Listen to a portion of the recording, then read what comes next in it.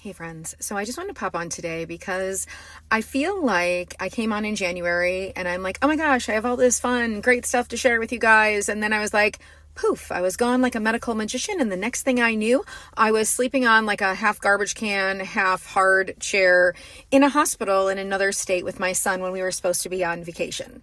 So my son/we were admitted to the hospital, and honestly, that was the first time ever in his 27 years that we have been out of state and been admitted to a hospital. And I would just say right now, 0 stars, would not recommend, and there'll be a video coming out about that at some point in time. Then we came home from our vacation and had to meet with his whole medical team because they need to make sure that all the things that happened, all craziness at the hospital, out of state, that Marcus was good.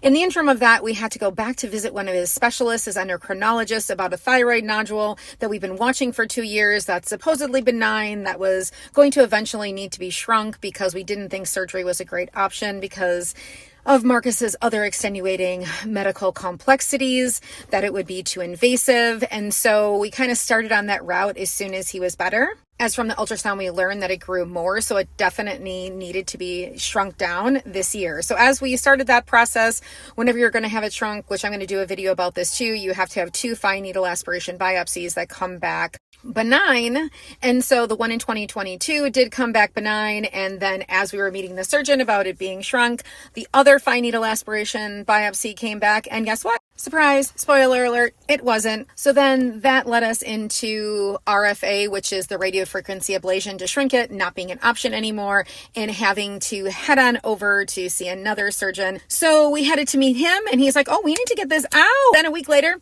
he was having surgery and having half his left thyroid taken away. So as he's been on his recovery, we got the pathology results back and it was an FTUMP, which is confusing, and I'll do a video about that. But all you need to know is it's a little rare and confusing, but it's treated as a minimally invasive follicular carcinoma. So that's the protocol we're following now. So currently, as of the end of April of 2025, our current goal now is to stay out of the hospital as much as possible and get back to sharing with you all. So with that, thanks so much for listening to my story time and following my and my family's journey. I hope you guys have had an amazing spring so far, and it's been much less medically adventurous than ours. I've definitely absolutely missed this space, and I'm excited to be back in whatever capacity that I can. You guys have a great week.